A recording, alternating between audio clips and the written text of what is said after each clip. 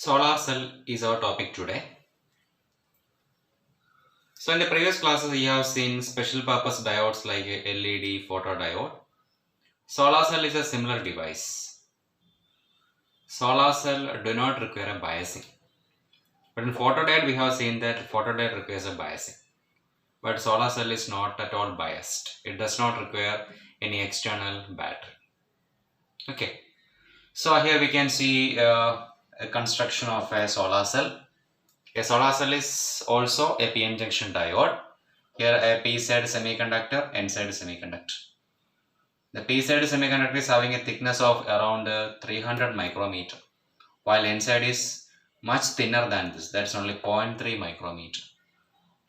Now over the top surface, there is a metallic grid, or we can say it's a metallized finger electrode. So there's a metal electrode having gaps between them. So sunlight can fall on the surface. Light can fall on the surface. Through the space, light rays can go inside. Okay, so there's much gap. The area occupied by the electrode is only less than 15% of the total surface area, total top surface area. Okay, so light can sufficiently fall on the surface of this N-side semiconductor. Now we have the P side. Between them there is a junction, and there will be a back metal surface also. This is a back surface, top surface and back surface. Both will be metallic surfaces. Okay, for providing better contact to the external circuit. So this is actual shape of a solar cell.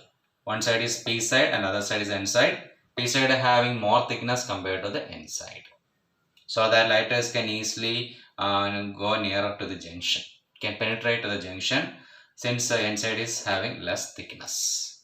Okay, now we'll see the working of this solar cell. So solar cell is a PN junction diode. The P side contain large number of holes, N side contain large number of electrons. Now this is a depletion region containing negative ions and positive ions here. Light will fall with energy h nu. Photons will fall on the surface at the junction, nearer to the junction. At the junction there are many atoms of the semiconductor. From these atoms, from the covalent bond, electron-hole pair will be generated. By absorbing the energy, electron-hole pair will be created. Now here we have the depletion region has a positive potential here, negative potential. There's an electric field, barrier potential, or we can say band gap, barrier potential. Now what will happen is, when electron-hole pairs are generated after absorbing the energy, that is h nu, there is a chance that immediately they can recombine. When they are produced, immediately they may recombine. Before their recombination, we need to separate them. How they are separated? This positive charges on this end of the depletion region will attract all the electrons to this side. So all the electrons will be collected to N side.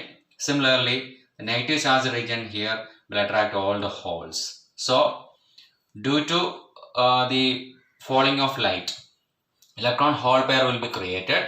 Electrons are swept to the N side and holes to the P side. Now we can represent a large number of excess electrons will be created due to the incident light.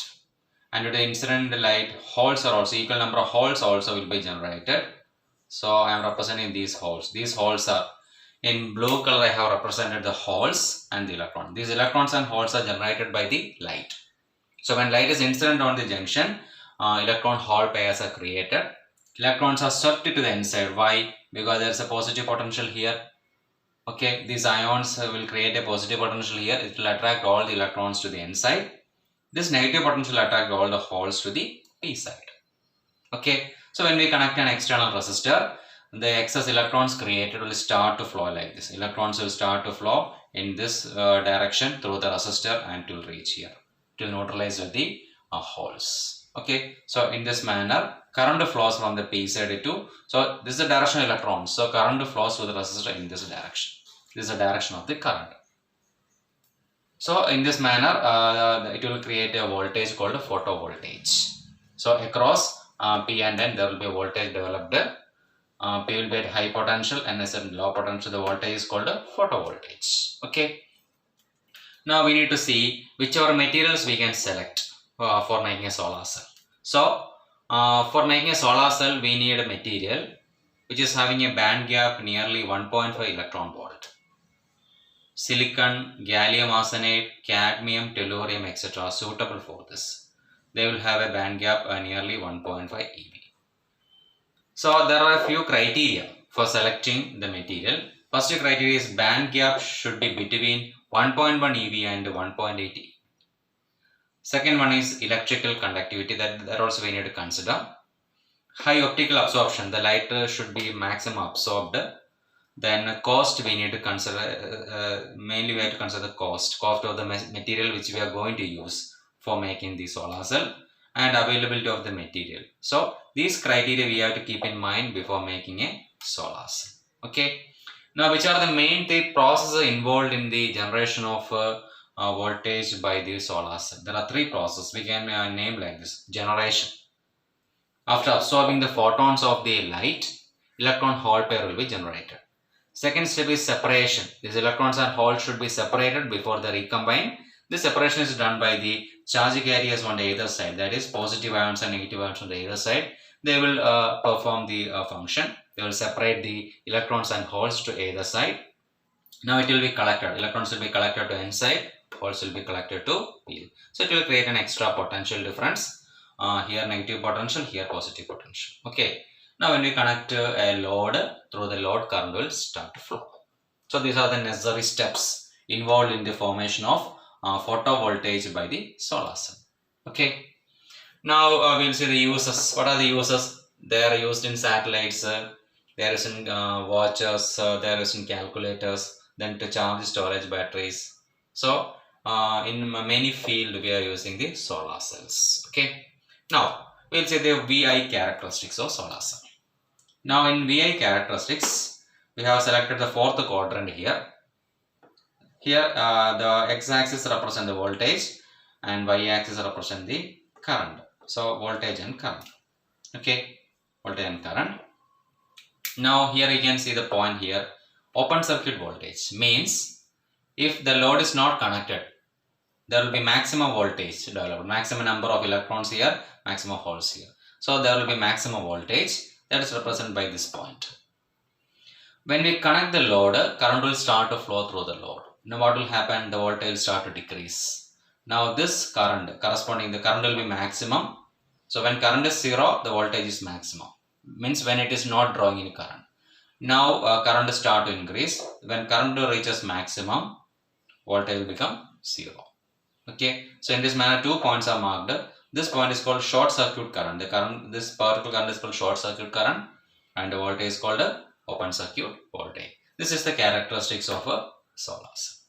Okay. So in solar cell, there are P-type semiconductor and N-type. PN junction will be there. Then back surface there will be metal contact. Top also there will be contact, but this contact will be like this.